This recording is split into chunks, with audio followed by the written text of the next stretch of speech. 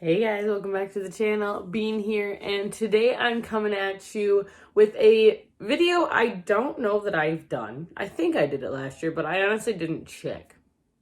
Maybe I should do that. Anyways, today I'm coming at you with an end of the year video. Why? One, because it's the end of the year. Two, this is actually the last video that we will be posting until the year 2022. We've kind of discussed it among ourselves and just been like, holidays are being stressful. We've got a lot going on at work right now, all of us. So we're going to take a break. We're going to be back in the new year, fresh-eyed and bushy-tailed. So, well, bushy-tailed might be weird. But, yes, so we're going to do that. So just so you guys know, this is the last video we will be posting in the year of 2021. So, without any further ado, I'm going to move right into it. The video that I will be doing is the 22 books I want to read in 2022.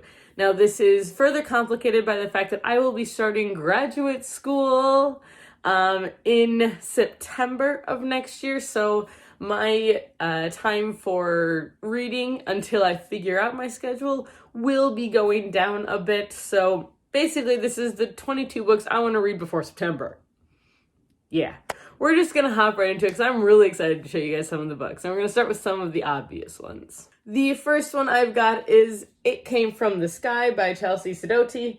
I love Chelsea Sadoti's writing, and because I read As You Wish, and I really enjoyed that one. But this is a story about a false sighting of a UFO that basically gets a town on the country's map, and then the kids that are suffering the consequences for that afterwards. But it's a little bit of a longer book, but it's supposed to be hilarious, and I'm all here for it.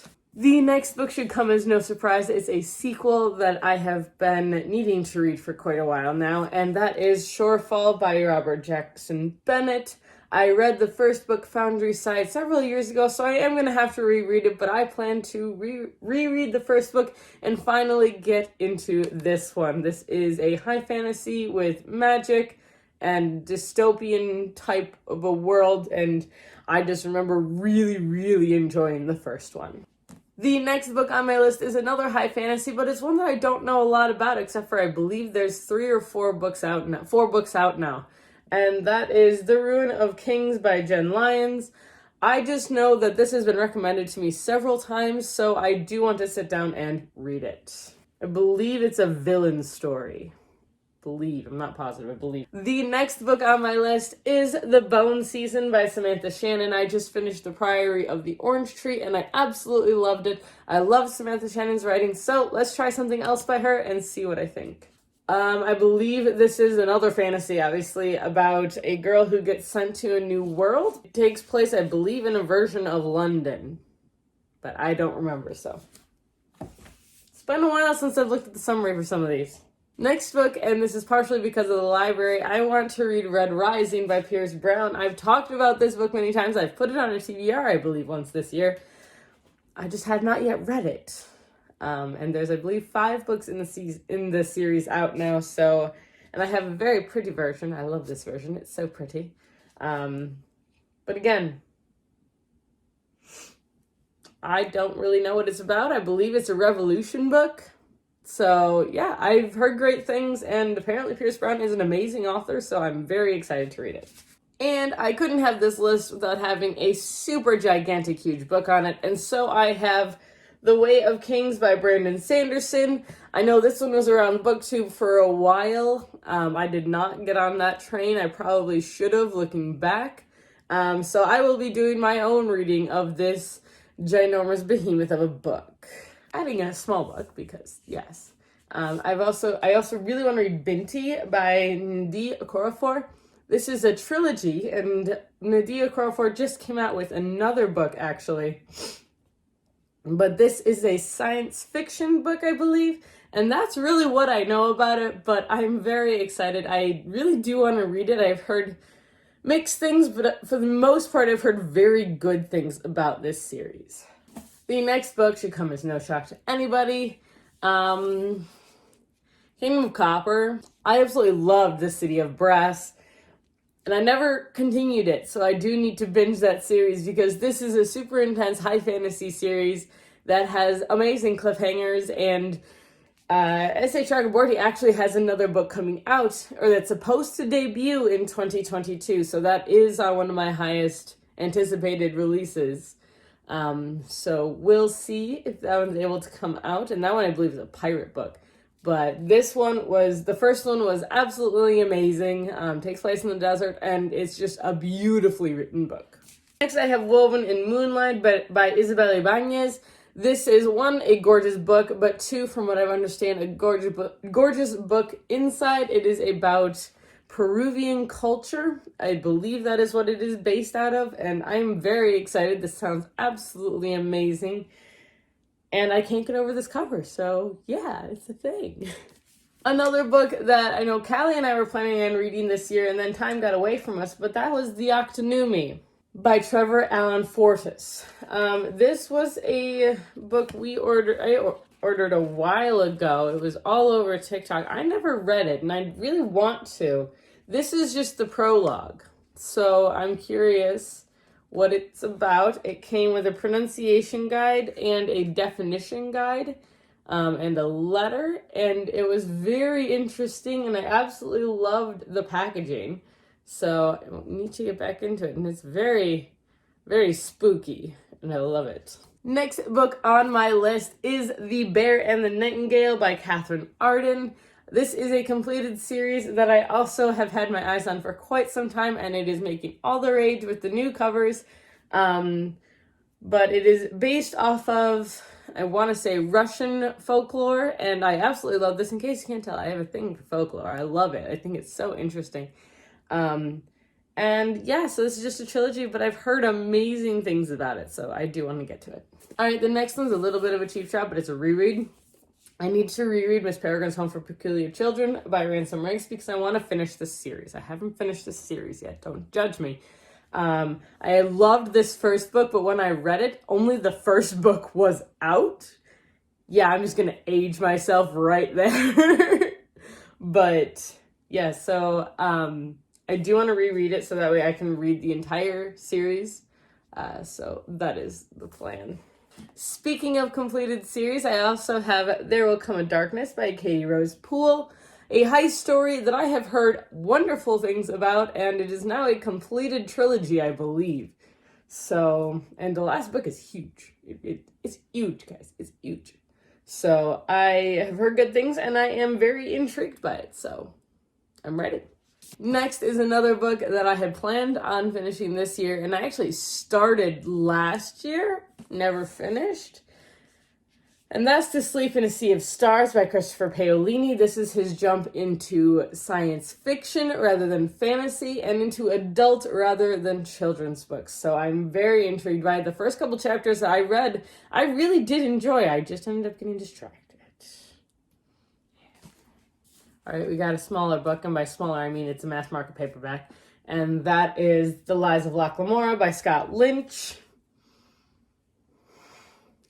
I talked about this one last year about wanting to read it, and I never did. I remember talking about wanting to read this book, and I never read it, so this is me having not read it yet, because I haven't read it yet.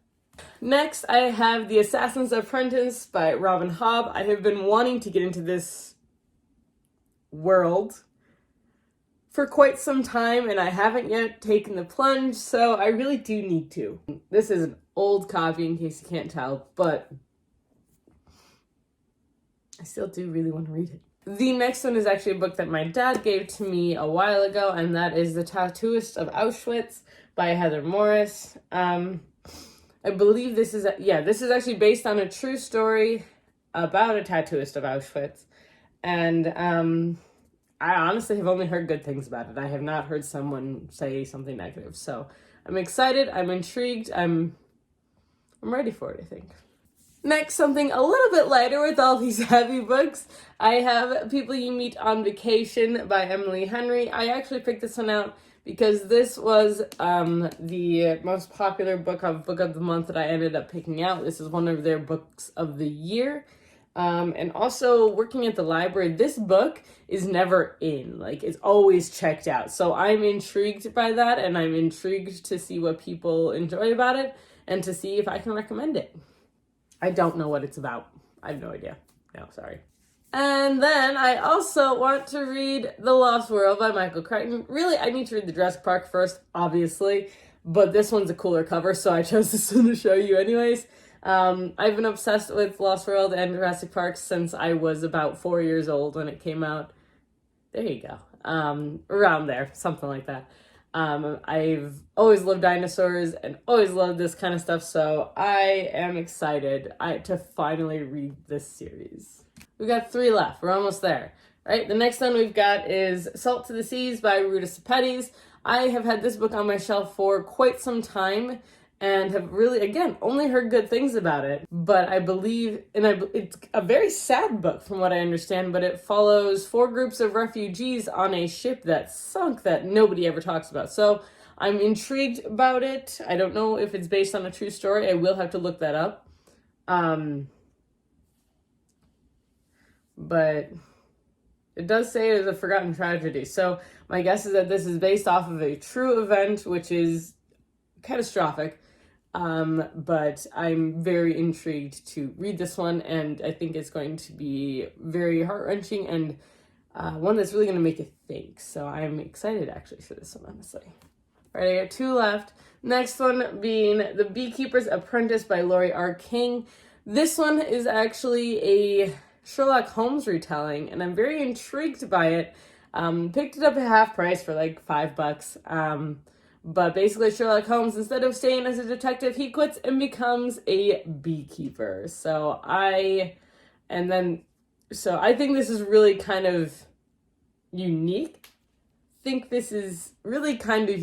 And I think it's going to be a lot of fun. But it follows a girl who goes out and seeks Holmes's advice, and he only tells her things in relation to beekeeping. So I think it'll be a lot of fun.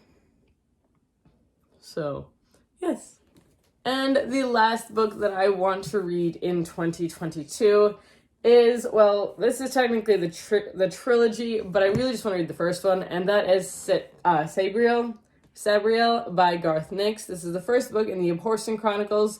There are 5 novels and then a couple side novels in the series. I read them a long time ago, like back in high school, and I absolutely loved them. But I don't remember much about it. It's been a little while, so I do want to reread it and kind of make it a habit because I really enjoyed this series. So that's my plan. And this book looks bigger because it's got all the first 3 in them. So that's why. All right. That's what I got for you guys here. I've got my 22 books, right? 1, 2, 3, 4, 5, 6, 7, 8, 9, 10, 11, 12, 13, 14, 15, 16, 17, 18, 19, 20, 21, 22. Yes, I have my 22 books that I want to read in 2022. These obviously aren't all of them. However, I am going to have a prompt for my TBR game that is 22 in 22. So, yeah. That's what I got for you guys here today. I hope you enjoyed this video. If you did, now is the perfect time to give it a thumbs up and hit that subscribe button. We normally post videos every Tuesday, Thursday, and occasional Sundays. This is, like I said, our final video of 2021. So we'll see you guys next year. So until next year, stay safe, stay healthy, and keep reading. Bye!